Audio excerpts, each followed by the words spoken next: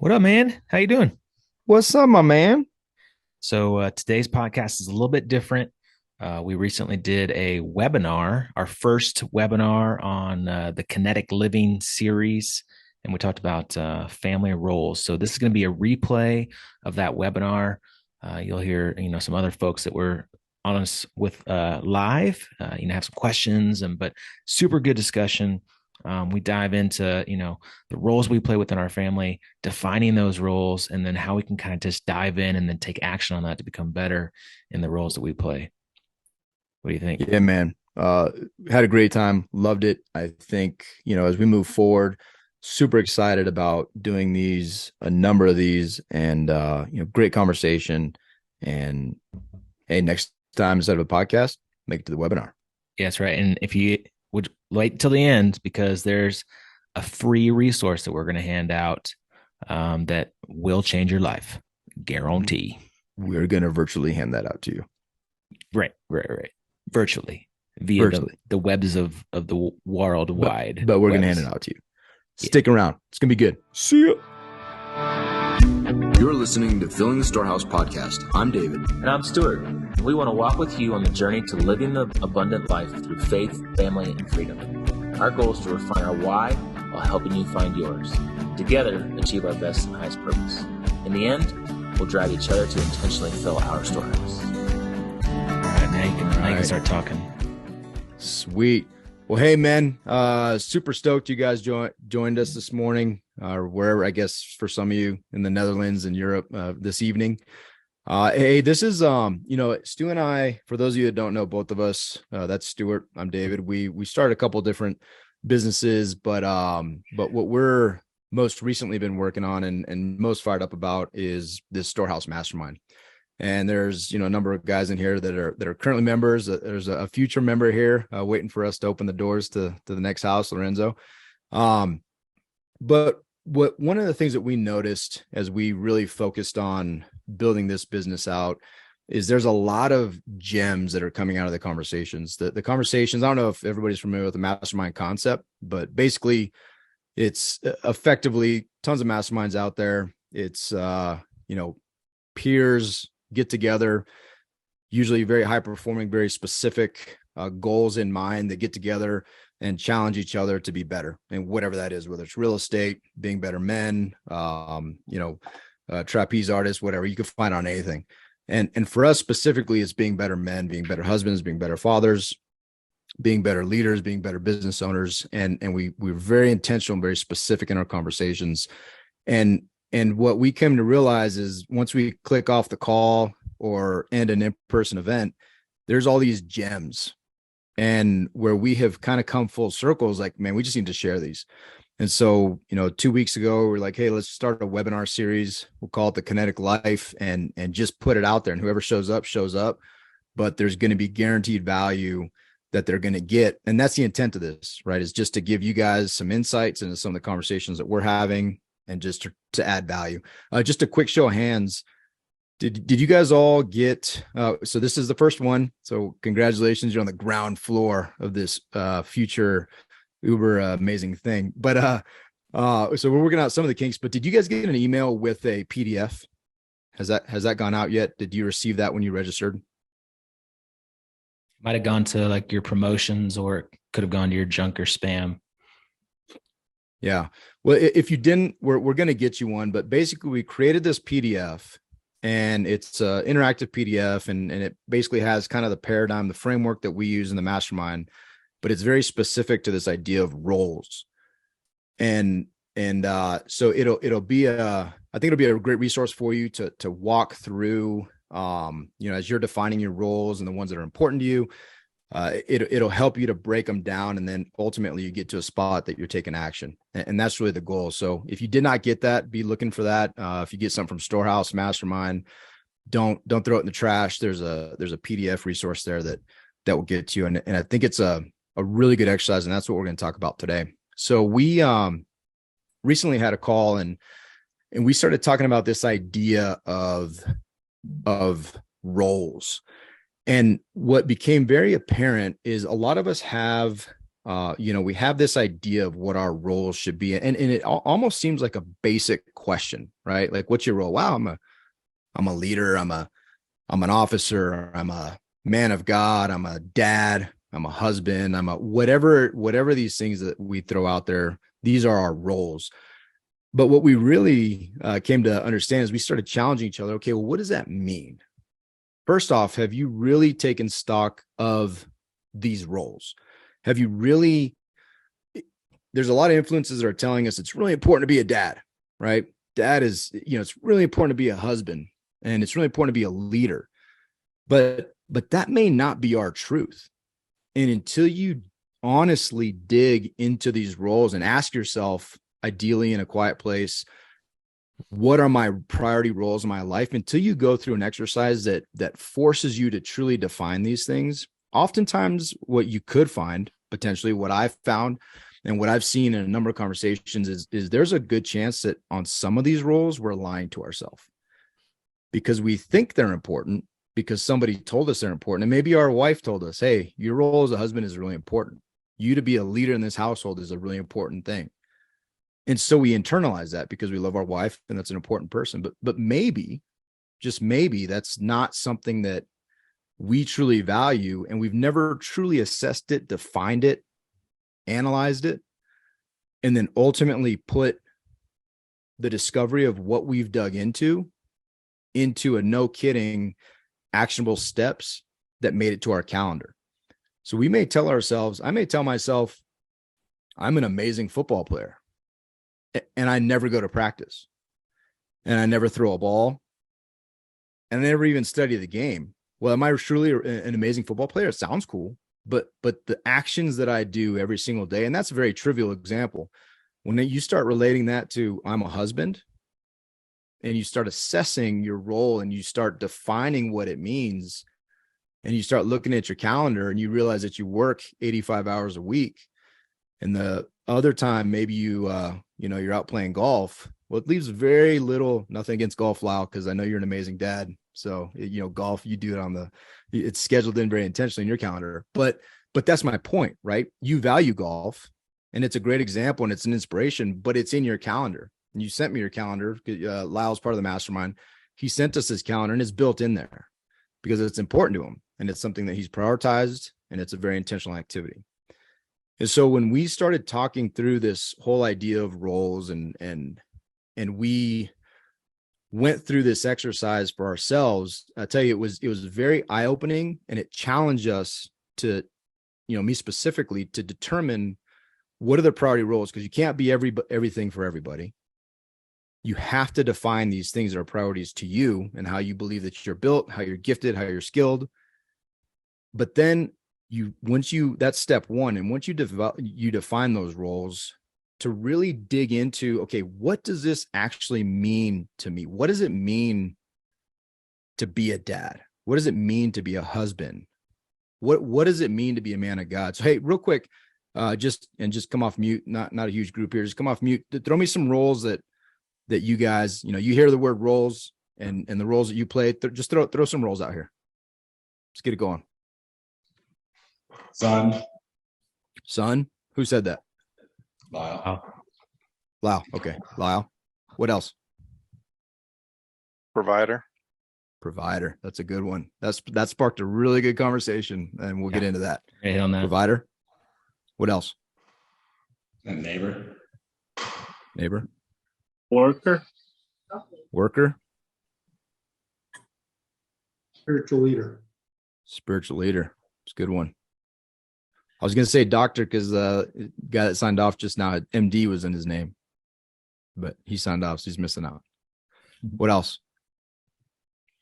And the basics, right? The brother, the father, the husband. Yep. So what about more specifically, like in the role of a husband? What subtask roles of a husband can you think of? That makes sense. So provider was one that I came up with. What are some others? I got a newborn, so diaper changer. Diaper changer. Diaper changer. Yeah, you don't do that, right? You're gonna have some blowouts, some leakage. It's not fun. No. Landscaper. Landscaper. Nice. Confidant. Uh-huh. Confidant. That's good. Lorenzo, you got something on what'd you say? Oh, I said handyman. Handyman. Handyman. That's good. Yeah. So, John, do you have something? Sorry, I don't want to cut you off. No. So, as we did the same thing, and the one that really we had a pretty limited amount of time, but the one that completely derailed the conversation in an amazingly beautiful way was provider. And we started digging into that word provider. So what does that mean? And most of us, if we were honest, we couldn't go one why deep into provider. And what I mean by one why deep, when we say something's important to us, I love doing 3 to 5 times asking why. So why is this important? Well, I'm a provider. Why is that important? Well, because I provide stuff. Okay, that's good. You provide stuff. You use the word and the definition. Great. Let's go another deeper. Let's go another level deeper. Why? Why is that role important? And what we really came around to for a couple of dudes in the group was the provider wasn't the key. That wasn't the role that, at least for the person that initiated the question, what he concluded was a servant was actually the role. As he went deep, 3 deep into his why, it wasn't to provide things and to provide, whatever provide means to you. What he concluded was his role as a provider was to provide comfort, was to provide love, was to provide service, to serve his family. And then it got into this whole dichotomy between providing. The focus of providing is on me. The focus of serving is on others. And so that provided a great that initiated an amazing conversation about what it really means to be that role of a father, of a provider, of a husband, and what we do in the house. And as you continue to carry that down, it ultimately ended up in very specific intentional action items. How can I serve? And where that really truly ended up was, how can I serve in my household to fulfill this role that I have identified, not only as a priority role, but the priorities within that role on the action items that I can do. And that in and of itself was extremely, extremely powerful. And you can see as you ask these questions and you go into these roles that initially you think are going to be priority roles, as you really look into those, not only do you realize, hey man, some of these things I've been telling myself are the roles that I think are important really aren't that important, and they're taking brain capacity and time capacity, and maybe I shouldn't be the administrative lead for my business. Maybe that's not a good role for me. So maybe I get that off my plate. And what are the true priority roles that I want to be fulfilling in my life? And let's dig into those and get them to an action item. And so as we work through that, Stephen just gave the PDF for everybody on here. You can download it from there. But as you work through this exercise, one role at a time, that time is extremely well served for what you're doing. And what you come out of it could potentially be vastly different than when you went into it thinking that your roles were, whether they're in your house, your business, whatever it is. Yeah. So I wanted to hit on, so this is from one of our mastermind members. His name is James Gray. He's an Air Force helicopter pilot in our first initial house. He's a ROTC instructor at Texas Tech. And I'm just going to kind of read this post out, just his thoughts on just this definition and the role of provider versus a servant. So I think it's really powerful. And I'm just going to read it. This is a post in our forum that we have at our mastermind. He says, "Am I trying to build the life I want at the expense of the life I have? Is it better to provide for our family or to serve our family?" So in the mindset of a provider, it's normally rooted in knowledge and fueled by success and executed through busyness. Success begets success, and it can become a vicious circle as the hard work and the perseverance that is rewarded by success becomes the fuel for the hard work and more success. But serving is rooted in wisdom, and it's fueled by sacrifice, and it's executed through stillness or presence. Providing it's time bound. We think of ways to be more efficient. We try to free up time by habit stacking or, create, better habits, morning routines, etc. And serving is energy bound. And you must be deliberate when channeling your energy when choosing to serve. And so, we've talked about this on our podcast before, Filling the Storehouse, but the number one the number one resource, most people will say time, but we'd argue that it's energy.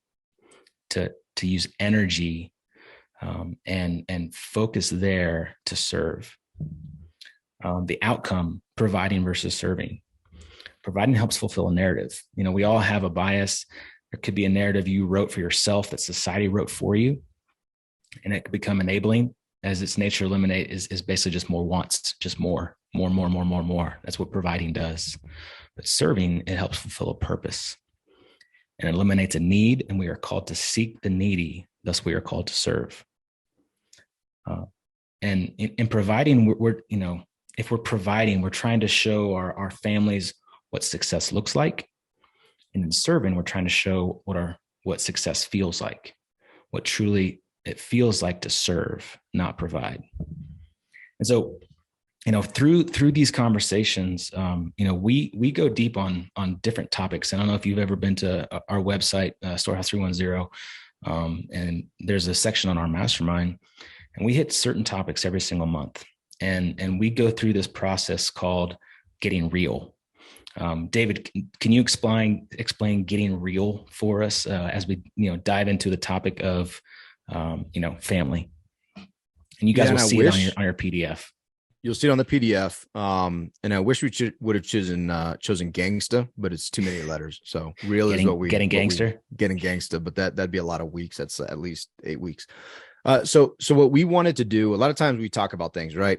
We have these meetings and we have these conversations, and it's great and it's beautiful and we're fired up, and then we leave. And then what typically happens? We do nothing. Putters out, right? There's not this real sense of follow up, and there's not a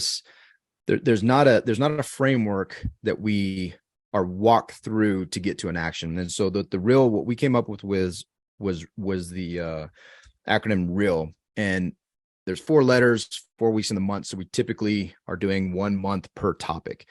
So REAL, and this is a great paradigm to put into place as we're talking about these roles. So REAL is reflect, right? The R is reflect.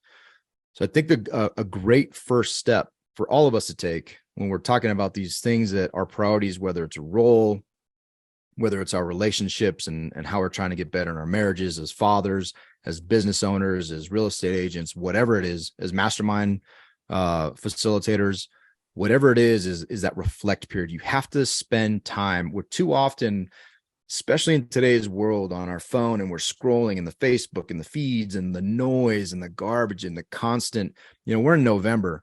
How many of you guys have been getting inundated with these absolute garbage political ads? They're garbage on all sides. It's negative, it's loud, it's malicious. It's just not, we're surrounded by this stuff. So to reflect, you get away from all that noise and you take whatever this thing is and just spend some time with it, right? Spend some time in silence. Turn your phone off. I know that's a crazy novel idea, but just turn it off. What? Just for a little bit. And just enjoy the silence of your own thoughts. And even better, varsity level, go for a walk. Get out in the woods, in the mountains, the beach, wherever you're located. There's something outside, I assure you. Just go be in that. And regardless of your faith, whether you're out there praying, meditating, just being outside is a huge advantage. And get quiet and just think and ponder. And I think you'll be shocked. One, you'll find how you best think. And when you free some space up, I think you'll be shocked at how smart each of you really is, which is, for some of us is a stretch, right? But you'll unlock some thoughts and potential that you never knew was there. I promise you, because we did it. and this is not something I've been good at. Smart, you really is. So exactly, Lyle, exactly. Yep. Maybe Spanish, maybe that'll be a plus for you. But in all joking aside, just to be able to get somewhere, and maybe that's insight for you, I don't know, but to get somewhere and allow yourself thought, and so you reflect, right? And then the E is execute. So you take all those thoughts, and it's great. You put them on paper, however you capture them. Record your voice. I know a lot of people that out here in Colorado, a lot of my buddies, they'll go out into the mountains and they'll take a voice recorder, and because that's where they best get their thoughts. And some business owners, and they're out there and they're just like, man, I just record these thoughts as they come into my head, and that's where my best business ideas come from. And it's awesome.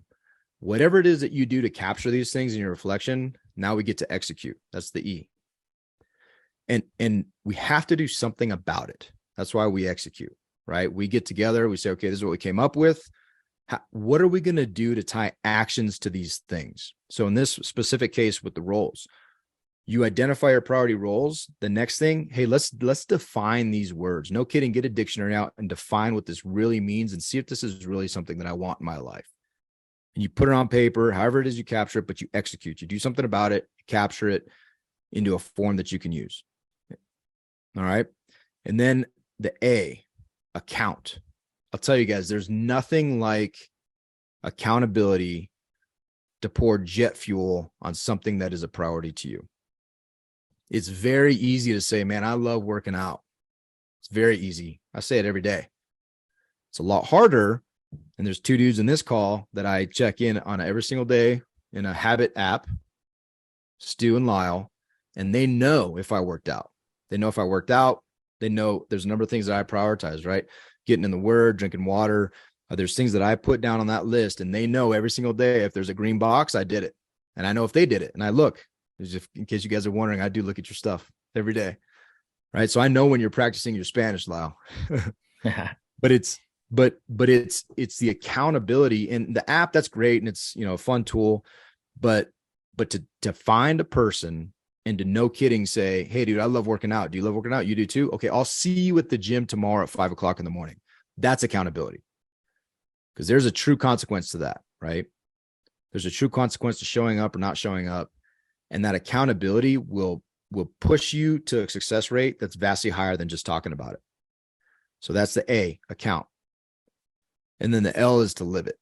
So what does that mean? So you've reflected, you spent time thinking on what's important, you executed, you put it on paper, you captured it somewhere, you've dug into those thoughts, you defined words, you've done something about it, you got accountable with somebody to say that this is important, and then you live it. That should be on your calendar.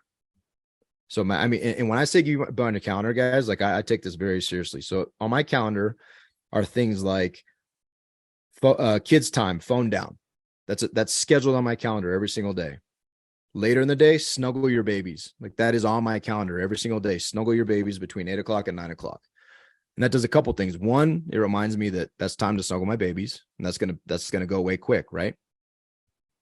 So it's a good reminder to me that my daughter's not going to want to snuggle me probably within the next year or so. She'd be like, I'm good. Snuggle time's over. And I'll cry for probably the next year. But I got 2 more babies, so it's fine. But it's a reminder. It's a reminder what's important to me, because it's a priority that I be a dad and I spend time. So that's a practical reminder, right? Every single day, wake up and focus is on my calendar. And in that focus, when I click on it, is a list of verses that I try to live my life by. Time with God is on the calendar. Morning routine with kids is on the calendar. This is my daily calendar. And if we're not putting things in our calendar, we're not doing them. Lyle, like I said, has golf in his calendar. That's huge. What's not on my calendar, what's a glaring thing that's not on my calendar, is PT. So do I really love it? Sounds good, right? Everybody respects that. Oh, you love to work out. Everybody respects it. Sounds great. Am I doing it? So that's what I say when we talk about living it. It's going to the next level. It's putting things in the calendar. It's doing something about it. And it's, no kidding, integrating it into our daily life until it becomes such a strong habit that it's just who we are. It's like breathing. But if it's not making it your calendar, you need to question it. And I think that's the intensity with which that we should be pursuing things like our roles, right? If we say it's important to be a dad, then there should be things in our calendar that reflect date days with our kids, intentional time with our children, because if it's not in there and it's not conflicting with something else, then that something else will probably win out. Does that make sense? And so I would challenge you guys to take your calendar, no kidding, do this roles exercise, get down there, get deep into what it means. If you say being a son is an important thing to you and you happen to be blessed enough to live by your family, is Sunday dinner with your mom, your dad, whomever it is that, you being a son or a brother, is that in your calendar? Is it an expectation that every Sunday you're going to do these things? Because if it's not in there, it's a lot easier to ignore. Okay. So that's the paradigm. REAL, reflect, execute, account, and live it. So we were having this conversation, and one of the guys in our mastermind just asked the question, like, have you defined your roles, right? And so that's kind of where this all started. And so I'm going to share one of my, I went through this exercise myself. I got up one morning at like 4 a.m. to give myself a little thinking time, and got out my notebook here and asked all these same questions. So I'm going to share one example of the role of a husband. I took the role of a husband, and I listed out 3 things that I see as a role for myself as a husband to my bride. So I wrote down friend, I wrote down servant leader, and I wrote down lover. And I'm going to hit on the first topic of friend, because I think it was pretty impactful for me. And I actually just posted this a little bit earlier on LinkedIn and in our Facebook, Filling the Storehouse Podcast Facebook group. But if you go into the definition of friend, and I think a lot of people will say that, my spouse is my best friend, right? Well, what does that really mean? Like if so, I just went to the, Googled it and looked up the definition of friend, and the Oxford Dictionary definition of a friend is a person who one knows and whom one has a bond of mutual affection, exclusive of sexual or family relations. So what does that mean? And so, again, I kind of took some time to reflect on that. I took some time to think about like my wife and what she needs. And has anybody ever read the 5 Love Languages book? Yeah. If you haven't, highly recommend it. So I started reflecting on that. Like, what does that mean for her to have a mutual affection for me, to truly know me? And I don't know about you guys, but there's probably, I've been married for 14 years to my bride, and there's still a lot of things that I don't know about my wife. Right. And so how can I say that I'm her best friend if I don't like truly, truly deep down know her? Because there's always, things that we can continue to learn about each other.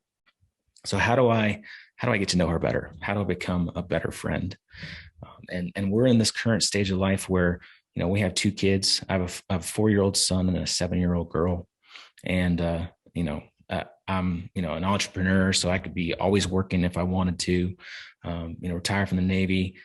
My wife also, she works part-time. She has a 1099 job where she's, building out websites and graphic design. And she's like, also like full-time mom. So we're busy, and I'm a morning person, and my wife is a night person. So I'm typically up early. I kind of get my morning routine done in the morning. Try to get some, a PT session in, a workout all before the family gets up.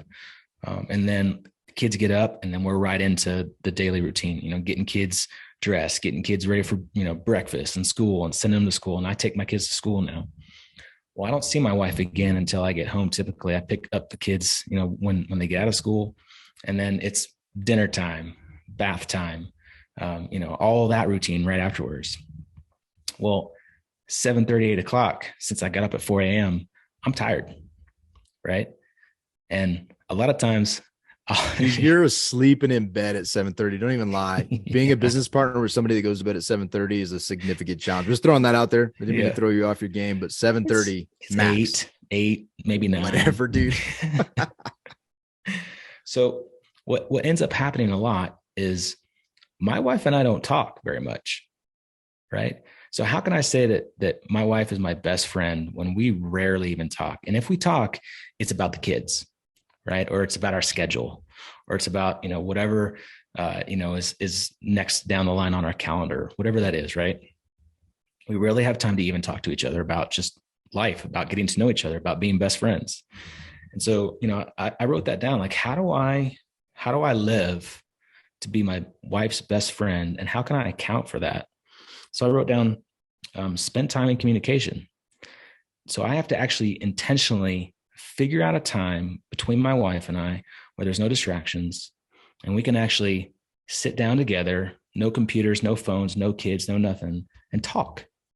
Like, whether that, like, going for an intentional walk outside by ourselves and talking through subjects, or her getting up early or me staying up late, whether that is, like, we have to find time on our calendar to actually sit down and talk to each other and ask each other questions and talk about other things besides just our kids, right? Or whatever else is kind of going on administratively in our lives. So that's kind of what we did. We sat down and kind of worked out. Like, we have a weekly meeting every Sunday. We call it our family meeting, and we sit down and with the calendar in front of us, and we go through our entire week and figure out, like, who's taking the kids to school, who's picking up kids. But we also now talk about, when's our talk time, and we schedule it and we put it on the calendar. When's our talk time? Is it at night on Tuesday after the kids go to bed? Or is she going to get up early one morning? Are we going to go for a walk after we take the kids to school? Friday, we kind of call it our date day. So we drop the kids off at school, and then we go to a coffee shop, right? And we talk. And so that, we've been married 14 years, guys. And that's never happened, right? Until I went through this exercise and figured out, like, man, if we don't talk to each other about things besides our kids are going to be gone at 18. And then what happens? What happens to my best friend when we have nothing to talk about? And I've stopped, like, continuing to pursue her and understand her and learn. We'll just separate over time. And I saw that happening when I was so focused on my work and providing, that I lost focus on being my wife's best friend. So it's a huge, powerful exercise to go through. And that was just one role. That was just one role as a friend to my wife. I went through that same process with servant leader, with lover. Lover's a challenging one, right? Like, but at least it probably didn't take you much time to fill it out. Right. I just expect sex on a Friday night and we're good to go. No, I'm right? saying never mind. Different perspective. Oh, gotcha. But any questions on that? I mean, I'm just curious. What do you guys think? Is there any roles that you could kind of identify in your head, off the top, like where you maybe think you're lacking a little bit, that you want to change and be different? Well, and going through it, Stu, one thing that, hit me pretty hard is how I dad, specifically when I'm coaching and the patience that I bring, and the men in the group challenge me with the roles. Another huge benefit is I could read these roles before I go into whatever hard conversation with my wife, coaching situation with my kids, whatever it may be, and remind myself that, hey, when you're a coach for your kids, like, smiling is good. Being positive is a good thing. Not emphasizing the winning, but emphasizing what are the things you emphasize to build these young boys up. I mean, these are like, 6 and 8 year old boys, right? These aren't college men. These are kids, some of whom maybe don't have dads or have a different type of relationship, right? So what kind of role am I showing up? And I think as you highlighted that, Stu, like, breaking down, what does it mean to be a lover? And some people will argue, and we've heard this, but and you made a great point, Stu. Some people argue that's that's so checklisty, and it's so it kind of kills it. But as you highlighted, you didn't do this for 14 years before we sat down and actually made it, because we're men, dude. Maybe we're just dumber, right? I don't know. But when we lay it out into these steps, it enables you to be better. so I love that. I love that you, I don't think you'd actually shared that with me to that level of specificity. So that's awesome. So what do you guys think? What are, you have this thing, just has this refined or challenged the things that you, when you heard at the beginning of the conversation, roles, has what popped in your head changed from then to this point? And if so, share.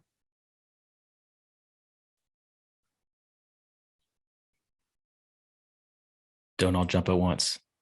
I'm gonna call on you if you don't come off mute. Yeah, you're all muted. You probably just forgot to unmute. Mm-hmm.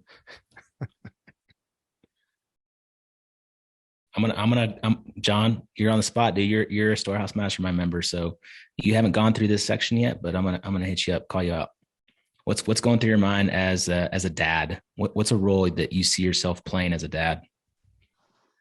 Well, first of all, I love this exercise. It's huge because for all the rest of you guys out there, I purposefully left the military a couple months ago with this intent that I was going to be a better father on the backside, because I was going to have some things at my disposal, time at my disposal, energy at my disposal. And what I'm finding out is it's a struggle just as hard, if not harder, now that my role is less defined.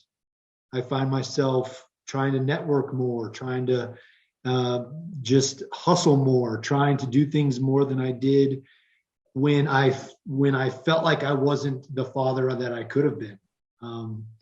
So I'll just challenge you guys that being content with where you are and the role that you're currently filling, whether that's, and I'm talking purely about business, making time in that role to fill the needs of your family and your kids and to find their needs and meet those needs can be done right where you're at. You don't need to jump and change to a new state, a new job, a new occupation, a new whatever. If you can't do it when you're employed currently in the position you've probably been in for a couple of years or you're established, it's going to be a lot harder to do it someplace else. So make the time and really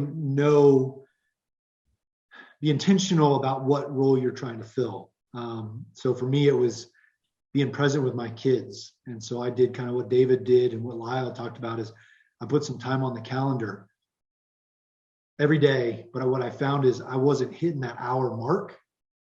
But man, and I walked away kind of discouraged thinking I'm never going to hit an hour with my kids on a daily basis. But I was encouraged by these guys, by Stu and Dave and Lyle and Steven in the mastermind, that they said, hey, just shift that a little bit. You're not making an hour.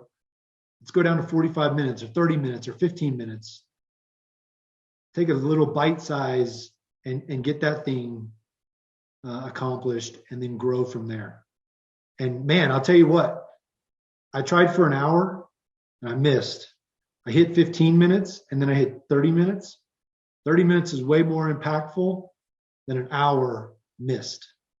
So that's a good word, man. I challenge you guys in that because I had a thought that this was all going to fall into place when I left active duty, and now that I'm gone, I'm having to reinvent those roles and find the time to appropriate towards those goals.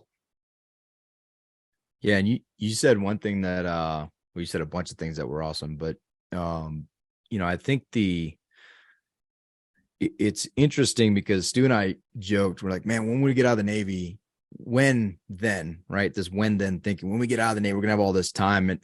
But at least I thank God we had the wherewithal to say, you know what, dude, I think what's gonna happen is that when we get out, we're gonna fill our time. We're gonna fill it with whatever business idea that we don't even know we're gonna have yet.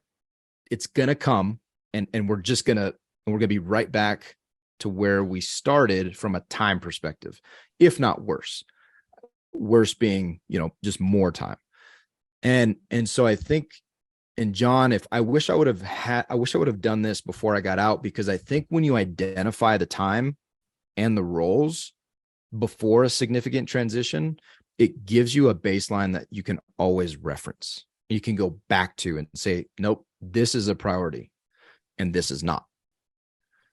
And especially in a significant transition period, which we're all going to face, whether it's, whatever it is, leaving the military or some other thing, as we do that, to have that baseline, and even better, if we set it up right and we have an accountability partner to talk to, or a group to talk to, and be like, hey guys, I'm really struggling.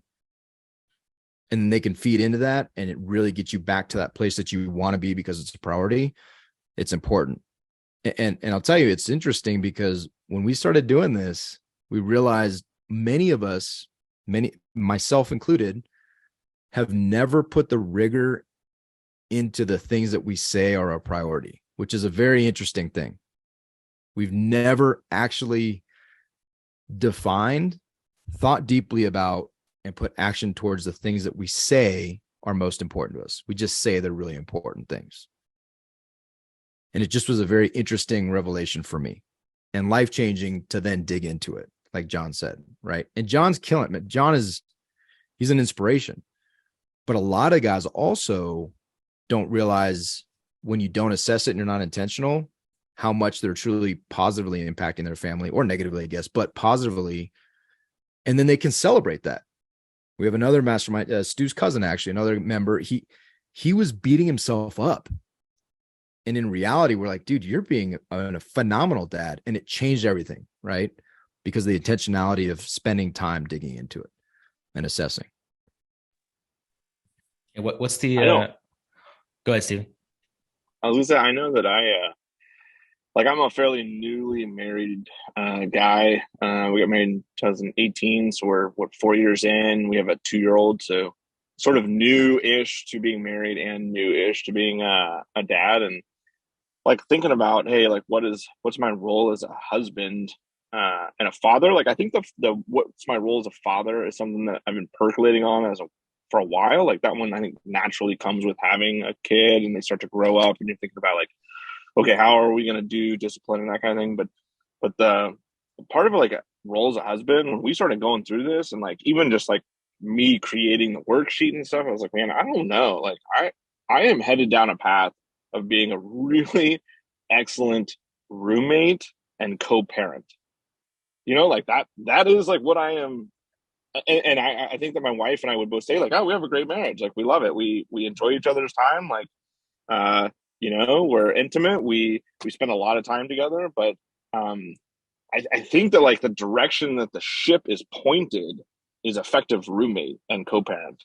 And I don't, that hit me. It's like, man, I don't know. Like I'm a pretty good provider, but I'm not sure if that's what my wife would ask. And that's something else too that we haven't really brought up. And this is like, thinking about your roles in these important relationships. Like, how would you define them? And what would the other side of that relationship ask of you, right? Like, I do not think that my wife wants provider to be in the top 3. To tell you the honest truth. Yeah. But that's definitely where I spend most of my time. So it's been really good for me just thinking about this. Like, man, I need to define some things that I do for my wife, like how I am a part of this relationship, and then like what do I do on a daily basis to engage in those roles, because I'm not doing it right now. Well, I would and say that's varsity level, right? Go ahead, Stu. I would say that most men would probably say that provider is their top role that they would play. If just first thought comes to mind, someone said it on here, right? And I said it when I first wrote it down. Provider. But yeah, if you ask your wife what she sees your roles as a husband are, provider might not be there. So the other thing I was going to say I'm is personally looking for a sugar mama. So right. And then I could just put that one out of the top 5 even. Maybe someday. Maybe someday. I mean, it's the same wife, so I don't know. We have a conversation, but again, hey, she's right? an entrepreneur. Hey, she is. So I need to get that. I need to light that fire. But I think, and Stephen had a great point that we didn't talk about, is that varsity level. You want to get really introspective. you do your self-assessment, then you give that list to your, or not that list, you give that sheet to your wife and say, hey, what do you think about me? How would you fill this out? And I think why that's next level in a relationship is because now you can start to build, you want to be more than a roommate, right? I want to be more than a roommate. I desire to have a thriving, amazing relationship. But the problem with that is I have an idea what that looks like. And it may be vastly different than the idea that my wife has. And when those come into conflict, it sets you back a little bit, despite how strongly you want to be the best in that role that you defined. At least to be informed by what the other side wants is a pretty special thing, right? And so we posted about asking your kids, hey, how can I be a better dad? That's a good question. And make sure you got some thick skin. If your kids are really honest and they're young, yeah, you better get your thick skin on, because they're going to tell you. And if you truly desire to be better for your kids, then their input and their opinion must have a place in your effort. Go back to work. It's awesome. You're at home too much now. That's funny. So we're at the 10-minute mark. What do you guys think? Is this valuable? Is this value add? Is this causing you to, question some things, or at least wanting to take some action, inspire some action to grow, to be better? What do you think? For sure. It's motivated me to ask my wife what she thinks my roles are in this relationship, because maybe I think we have a good marriage because I provide well, but like y'all said, maybe that's not what she's looking for. Maybe she's looking for someone that hangs out with her and talks to her about whatever she's got going on and things like that. A friend. That's good, man. And we hit on a lot, just the husband role, the father role, but I mean, you can do this for anything. Like, David was a flag football coach. I was a soccer coach. Like, what's your role as a coach? What's your role as a son? I've been thinking about that a lot. I just recently moved my mom and my 96-year-old grandfather from Texas to Colorado. I drove a huge 26 foot Penske truck with all of their crap from Texas to Colorado, and I was scared for my life a few times going over some mountains driving that Penske truck. But in frustrations of moving and cleaning and all the crap and all that stuff, I was just like, what's my role as a son? Am I serving my mother and my 96-year-old grandfather? So there's some really impactful stuff here. We highly recommend going through this exercise. You have the PDF now, the exercise itself. Go through that. Take some time. Sit down. Put some time on the calendar to think through this. Get up early if you have to. Stay up late. Whichever direction you want to go. But it's been pretty impactful for my life and a lot of the other guys that are currently in the Storehouse Mastermind that have gone through this, like Stephen said, like John said. Yeah. David, you got anything else? Hey, last one. I'll give you a role to explore, because I think we as men kind of fail in this area, and it's been life-changing for me, is as a friend. Have you considered the last time you hung out with friends? Right? When's the last time you did something to build your energy back? When's the last time you went for a hike with your boys, spent a weekend with your boys, not talking, not drinking beer and whatever, but talking about important stuff, how much you love them, how much you care about them. Are you confident enough to put that on your calendar to reach out to someone and be like, hey, I love you, dude. I really do. You've made a huge impact in my life. Because a lot of us forget to do that as men. And then as we get older, especially at our age now, this middle kind of getting towards middle age, you look around, you're like, dude, I don't know if I have any friends. Right. A lot of guys that we're getting that, we're seeing that in the mastermind are like, man, I don't know Steven, we laugh about it. We're like, Steven, when's the last time you hung out with your boys? And this was before, we were hanging out. And he said, 2012. No, he said it was my bachelor party. 2018, my bachelor yeah, party. right before I got married. You're like, man, we got to hang out. Let's hang out. So, hey, I meant to give you guys this earlier. Great resource. Can you see it? This background's killing it. This is called The Family Board Meeting. The Family Board Meeting. Super quick book, super quick read, very impactful, and it gives a very actionable, practical way to spend time with your. It's built towards kids because when you realize you got 18 summers with your kids, and then that's like 90% of the time you get spent with your kids is gone for the rest of their lives, right? So you have 18 summers, but also a great exercise with your wife or your significant other to be able to have some intentional time. It's a great book. So The Family Board Meeting, really good resource. All right. Last thing this is a shameless plug. We've been talking about this mastermind a whole lot. We are starting up another group. We call them houses. We have 2 houses currently going, 10 to 15 people. We're starting the next one pretty soon. As soon as we have the minimum number of members to sign up. I know I've talked to a few of you guys about it. Drew and Satish, I know Lorenzo's already signed up. Britt and Julian, haven't talked to you yet about it, but hey, if this is a conversation that interests you, like we have these weekly, and we have these weekly on all the subjects that we feel are important. And I'm going to share my screen real fast just to kind of show you the conversations that were happening. This is on storehouse310.com/mastermind. And this is what we call the Kinetic Life Circle. So we're having conversations, those intentional conversations, 4 weeks long, getting the real acronym going on every single one of these themes. We're talking about family. We're talking about friends, fun, health, finance, purpose, giving, romance, mindset, and faith. We're on romance right now in the OG house, and it's intense. Men don't like to talk about romance a whole lot, but there's some fun conversations going on there. So if you are interested, if you would like to talk to us, reach out to us. You can reach out to us on however you heard about us. LinkedIn, Facebook. You can go to the mastermind. If you're interested, we're taking applications. You just hit this big join now button, and that secures your spot to join the next house. We're hoping to start that.